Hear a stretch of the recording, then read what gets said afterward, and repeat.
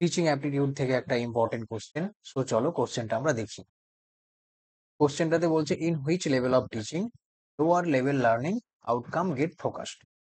বলছে কোন level of teaching এ লোয়ার লেভেল লার্নিং আউটকামের উপর ফোকাস করা হয়। তাহলে লেভেল অফ টিচিং এ তিন প্রকার লেভেল অফ টিচিং আছে। একটা হচ্ছে মেমোরি লেভেল, একটা হচ্ছে আন্ডারস্ট্যান্ডিং লেভেল, আর একটা হচ্ছে রিফ্লেক্টিভ লেভেল।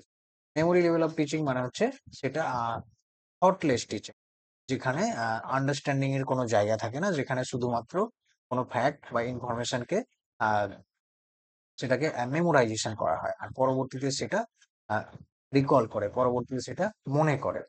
আর সেটা হচ্ছে একদম থটলেস টিচিং। আর আন্ডারস্ট্যান্ডিং লেভেল হচ্ছে থটফুল টিচিং, এখানে কোনো ইনফরমেশন বা ফ্যাক্টসকে স্টুডেন্টসরা নিজের মতো করে বুঝবে, নিজের মতো করে বলবে, নিজের মতো করে এক্সাম্পল দিতে পারবে, নিজের ভাষায় সেটাকে ইন্টারপ্রেট অর্থাৎ ব্যাখ্যা করতে পারবে।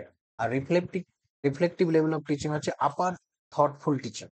এখানে যেটা হচ্ছে সেলফ লার্নিং, নিজেরাই নিজেদের বিভিন্ন রকম সলিউশনের বিভিন্ন রকম প্রবলেমের সলিউশন বের করবে, বিভিন্ন রকম প্রবলেম সর্ট আউট করবে। এটা হচ্ছে একদম সেলফ ডিপেন্ডেন্ট লার্নিং, যেটা রিসার্চের ক্ষেত্রে ব্যবহৃত হয়। এটা হচ্ছে রিফ্লেক্টিভ লেভেল অফ টিচিং, যেটাকে আপার থটফুল টিচিং বলা হয়। আর কোশ্চেনটাতে বলেছে যে lower level learning outcome get focused, এখানে নিম্ন স্তরের লার্নিং আউটকামের উপর ফোকাস করা হয়।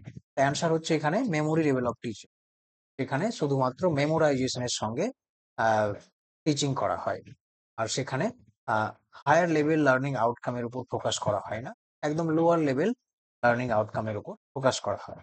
তাহলে রাইট অ্যান্সার এখানে মেমোরি লেভেল অফ টিচিং। আশা করি তোমরা কোশ্চেনটা বুঝতে পেরেছো।